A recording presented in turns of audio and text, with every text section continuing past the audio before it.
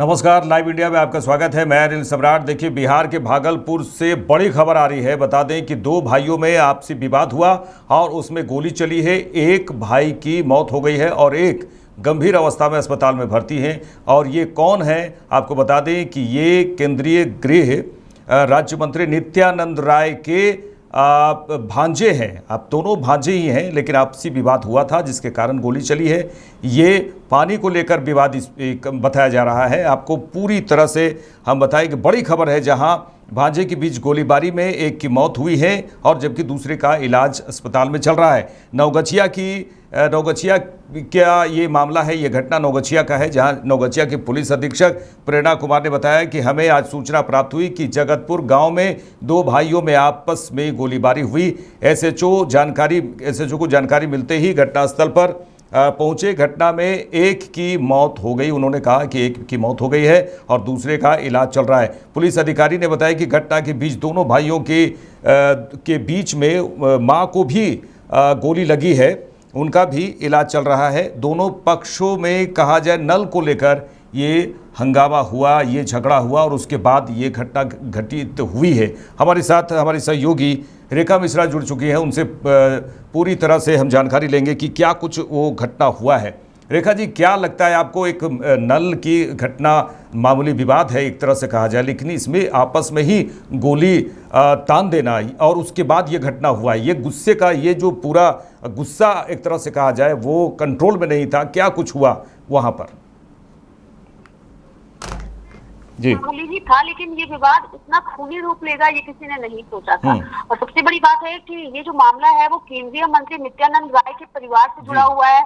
इस मामले में एक की मौत हो चुकी है, जबकि दो भांजों में एक की मौत हुई है और बहन जो नित्यानंद राय की बहन है उनको लेके खबर सामने आ रही है कि उनकी हालत भी गंभीर है। और एक बार मैं दर्शकों को ये पूरा मामला भी बताऊंगी कि आखिर हुआ क्या था और किस वजह से ये पूरी घटना हुई है। दरअसल जो जानकारी हमारे पास है उसके मुताबिक बिहार के नवगछिया में अनिल ये पूरा विवाद हुआ है, जहां पानी को लेकर के विवाद हुआ। केंद्रीय मंत्री नित्यानंद राय के दो भांजे आपस में भिड़ गए और एक दूसरे पर गोलियां चला दी।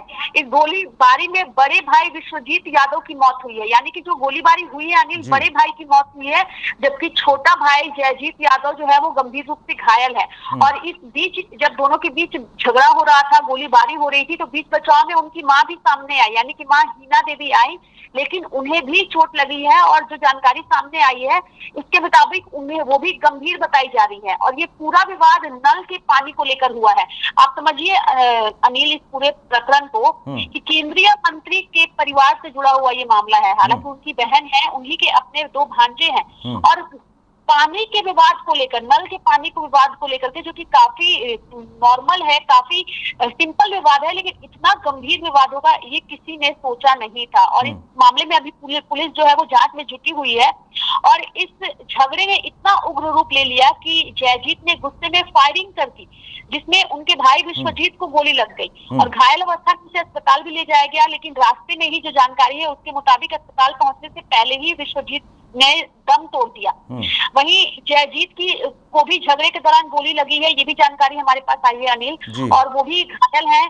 दोनों भाइयों के बीच हो रही लड़ाई में उनकी मां यानी कि नित्यानंद राय की बहन हीना देवी जब बीच बचाव के लिए आई तो उनके हाथ में भी गोली लगी है, यानी कि मां को भी एक गोली लगी है। यानी कि आप समझिए कि दोनों तरफ से फायरिंग हो रही थी। और जब घटना की सूचना मिली परबत्ता थाना पुलिस को तो वो मौके पर पहुंची, घायलों को अस्पताल पहुंचाया और जयजीत और हीना देवी को इलाज के लिए भागलपुर के एक निजी अस्पताल में भी भर्ती कराया गया है।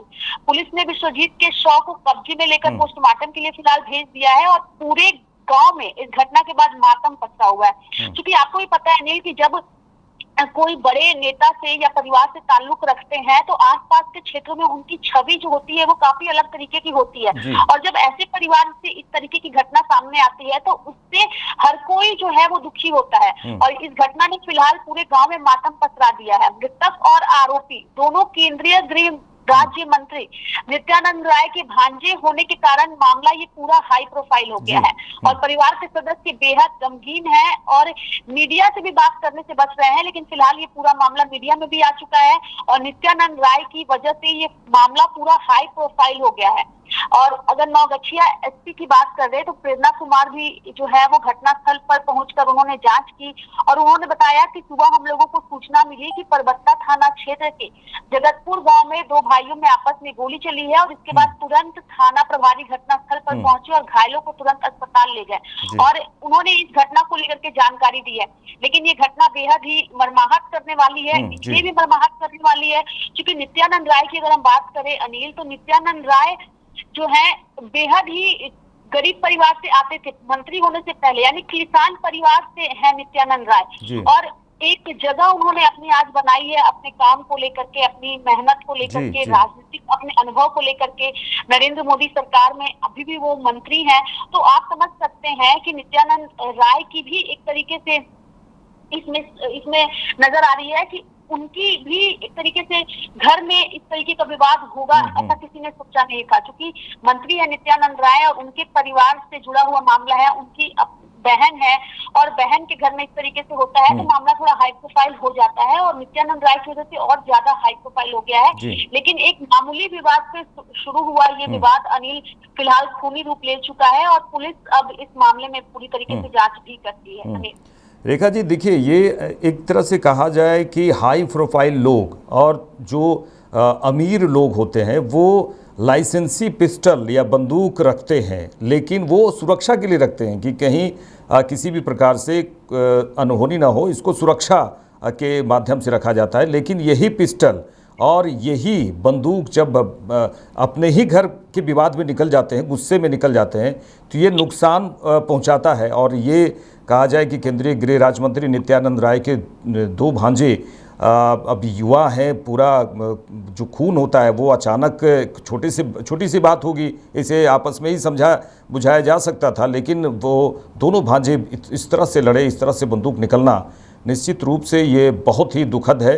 और नित्यानंद राय के ये भांजे हैं, उन्हें भी काफ़ी दुख तो जरूर लगा होगा, ये पूरा मामला अचानक से ऐसा हुआ। अनिल, यहाँ पे अनिल आपने एक बात कही कि जो हाई प्रोफाइल लोग हैं उनकी सुरक्षा की दृष्टि से उनके पास होते हैं, लेकिन आप समझिए कि मंत्री नित्यानंद राय की बहन नहीं है या मंत्री नित्यानंद राय मंत्री है, उनकी बहन ना तो मंत्री है, ना विधायक है, ना सांसद है, लेकिन अगर उनके परिवार में उनके बच्चों के बीच इस तरीके से बंदूकें मिलती है तो ये भी सवाल है कि आखिर इस तरीके से, चूंकि अगर किसी सरकारी पद पर बैठे लोगों के परिवार वाले जब सरकारी सुविधा का लाभ उठाते हैं तो वही सवालों के घेरे में आता है। तो ये जो लाइसेंस के तहत ये बंदूकें रखी गई थी, अगर लाइसेंस है तो सही है, लेकिन अगर गलत तरीके से इन चीजों का इस्तेमाल होता है तो ये बिहार के जंगल राज को भी एक तरीके से उजागर करता है, क्योंकि बिहार में जंगल राज की बात एनडीए सरकार खुद कहती है।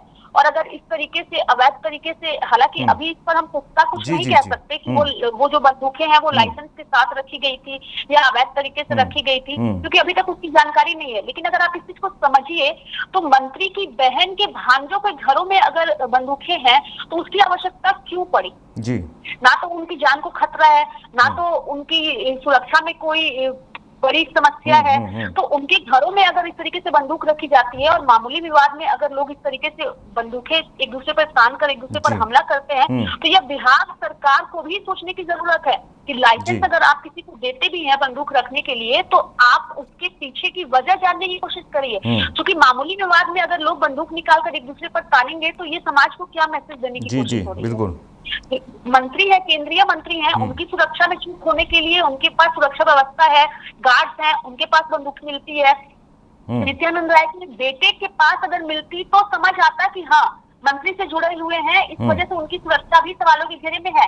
लेकिन बहन के भांजों के पास बंदूकें मिलना और फिर मामूली विवाद में उसका इस्तेमाल कर देना, ये कई तरह के सवाल खड़े करती है अनिल। और इस पर जो है अब सवाल भी उठेंगे, क्योंकि अभी ये मामला सामने आया है और आपको भी पता है कि इस पर हालांकि जो घटना हुई है उस पर सबकी संवेदना व्यक्त होगी, लेकिन ये सवाल जरूर उठेगा कि क्या हर किसी के पास इसी तरीके से लाइसेंस अवेलेबल या फिर अवैध तरीके से बंदूकें हैं? बिहार में अपराध किस तरीके से अभी भी हावी है, आपको पता है, हर दिन तेजस्वी यादव जो है सोशल मीडिया पर ट्वीट करते हैं और बिहार की कानून व्यवस्था को लेकर सवाल उठाते हैं। अभी आज ही अगर राबड़ी देवी की बात करें अनिल, तो आज राबड़ी देवी ने कहा है कि बिहार में जंगल राज आ गया है और उन्होंने सीधे तौर पर नीतीश कुमार पर हमला बोला है। बिहार विधानसभा के बजट सत्र के दौरान सदन के बाहर हर दिन, चाहे वो राबड़ी देवी हो, तेजस्वी यादव हो, आरजेडी के अन्य विधायक हो या फिर खुद तेजस्वी यादव क्यों ना हो, ये लोग लगातार बिहार में लॉ एंड ऑर्डर की खराबी को लेकर सवाल उठा रहे हैं। तो अभी मामला सामने आया है, तो हालांकि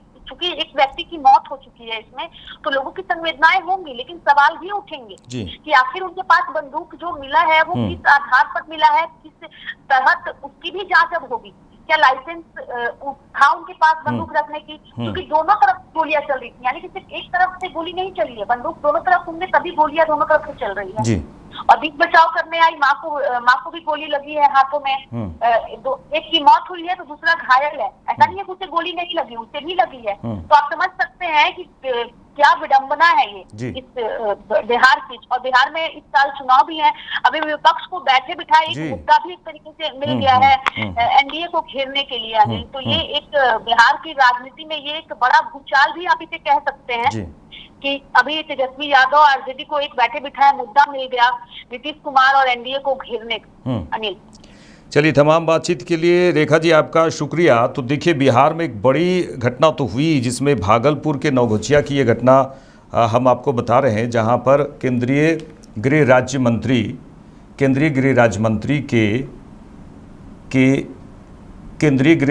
मंत्री के भांजे आपस में नल को लेकर विवाद हुआ, और विवाद होने के बाद जो गोली चली है, आपस में जो गोली चली उसमें एक भांजे की मौत हो गई है और एक घायल है, उनकी मम्मी भी घायल है। तो हम एक बयान सुनेंगे, चलिए। देखिए, सुबह हम लोगों को आज सूचना प्राप्त हुई कि परबत्ता में जगतपुर गांव में दो भाइयों में आपस में गोली चला दी है एक दूसरे पे। तो उसके बाद तुरंत ही एसएचओ को जैसी सूचना प्राप्त हुई, एसएचओ परबत्ता स्थल पे पहुंचे और बॉडीज़ जो हैं, जो दोनों जिनको गोली लगी थी, घायल आदमी, उनको तुरंत ही हॉस्पिटल ले जाया गया था। और सूचना पर तुरंत ही एसडीपीओ भी हॉस्पिटल पहुंचे, एसएचओ भी वहां हॉस्पिटल में थे, जहां पर हॉस्पिटल से सूचना प्राप्त हुई कि एक जो घायल व्यक्ति था उसकी मृत्यु हो गई है, एक अभी इलाजरत है। और इसी में ही जब ये झगड़ा फसाद हो रहा था तो जो दोनों भाई हैं, उनकी जो माता हैं, वो भी बीच में आई और उनके भी हाथ में गोली लगने की सूचना है, उनको भी हॉस्पिटल में इलाजरत हैं। तो जिसको गोली लगी है, जो मृत्यु हो गई है, उसका पोस्टमार्टम अभी कराया जा रहा है, बॉडी को भेज दिया गया है। और सूचना पे मैं भी स्वयं घटनास्थल पर आई हूँ, हमने इसका निरीक्षण किया है। तो प्रथम दृष्टि यही आ रहा है कि नल को लेकर दोनों के बीच में झगड़ा फसाद हुआ, जिसमें वो बात इतनी बढ़ गई कि दोनों को एक दूसरे को गोली मारी, जिसमें एक की मृत्यु हो गई और एक अभी इलाजरत है। कितने बजे की घटना है? ये सुबह 8 बजे 8:30 बजे हम लोग को सूचना प्राप्त हुई है, तो उससे पहले 7 साढ़े 7। मृतक का नाम क्या है? देखिए, दोनों भाई हैं, एक है विश्वजीत और एक है जयजीत। मैम, पोस्टमार्टम कहाँ हो रहा है? भागलपुर में जेल में। किसका नाम? माँ का नाम अभी मैं पूछ के बताता हूँ। क्या कुछ इसमें पुलिस की रहेगी सर? देखिए, हम लोग बिल्कुल त्वरित एक्शन लिया गया है, एसएचओ और भी तुरंत हॉस्पिटल में पहुंचे, बयान हम लोग दर्ज कर रहे हैं और जैसा बयान आएगा उसके आधार पे हम लोग कार्रवाई करेंगे। मृतक केंद्रीय मंत्री का भांजा बताया जा रहा है मैम। जी, सूचना हम लोग को प्राप्त है। देखिए, कोई भी कांड होता है, हम उसको एकदम जैसे हर केस को सॉल्व किया जाता है उसी की तरह हम देख रहे हैं। इसको भी त्वरित कार्रवाई की गई है और इसमें जो फर्द बयान आएगा, जो कि हमारे अनुसंधान में आएगा, उसके आधार पे हम लोग कार्रवाई करेंगे। घटनास्थल से कुछ मिला भी है मैडम? घटनास्थल से अभी घटनास्थल पर एफएसएल मौजूद है, एफएसएल भी तुरंत घटनास्थल पर पहुंचा था, तो एक खोखा और एक गोली बरामद हुई है। बाकी अभी एफएसएल जो है जांच कर रहा है, जैसे ही कंप्लीट रिपोर्ट आएगी उसके आधार पे हम लोग गोली चली होगी अंदाज? देखिए, इसको अभी कह देना प्रथम दृष्टि ठीक नहीं है। जो विक्टिम हैं दोनों, उनमें से एक को 2 गोली लगी है, एक को 1 गोली लगी है। तो ये उनकी बॉडी पर जो गोली लगी है, बट कितनी चली है वो प्रथम दृष्टि अभी कहना मुश्किल है, वो थोड़ा अनुसंधान का पार्ट है, उससे पता चलेगा। हथियार से गोली चली, उसके हथियार के लिए हम लोग अभी खोज कर रहे हैं, हथियार को भी हम लोग जल्द जब्त करेंगे। क्या लाइसेंस था या कुछ? वो अनुसंधान का पार्ट है, वो हम लोग पता कर रहे हैं, जैसे हम लोग को पता चलेगा हम लोग उसको बताएंगे। देखिए, जो घटना भागलपुर के नवगछिया में घटी है वो दुखद है और पुलिस अपनी ओर से पूरी तरह से जांच पड़ताल कर रही है। लेकिन एक बात सामने ज़रूर आएगा कि जिस तरह से अगर लाइसेंसी हथियार घर में लोग रखते हैं या फिर अवैध रूप से जो घर में रखते हैं, ये सुरक्षा के लिए ज़रूर रखते हैं, लेकिन किसी विवाद पे वो पिस्टल और वो बंदूक खुद पर अगर तान दिया जाए तो काफ़ी नुकसान होता है। घर में एक तरह से कहा जाए, एक दो बेटे में एक का चले जाना इस दुनिया से, एक छोटी सी विवाद, पानी की बात हो, नल की बात हो, ये छोटी सी विवाद के कारण इस तरह से गुस्सा आ जाना और एक दूसरे पर हथियार तान देना और उसके बाद इस तरह से घटना, ये निश्चित रूप से हृदय विदारक है। लेकिन बैठे बैठाए अगर विपक्ष लगातार ये हमला कर रहा है, नीतीश सरकार पूरी तरह से सोए हुए सरकार है, कुछ नहीं हो रहा है, ये जंगल राज है, ये है वो है, लेकिन अब बैठे बैठाए विपक्ष की ओर से एक और ये मामला आ गया है जिसमें अगर पुलिस जांच करेगी कि ये अवैध हथियार थे या ये लाइसेंसी थे, अगर किस तरह से लाइसेंसी हथियार किस तरह से दिए जाते हैं, ये पूरा मामला सामने ज़रूर आएगा। लेकिन बिहार में जिस तरह से भागलपुर के नवगछिया में जो घटना घटी, निश्चित रूप से दुखद है और पुलिस पूरे मामले की छानबीन और जांच में जुट गई है। नमस्कार।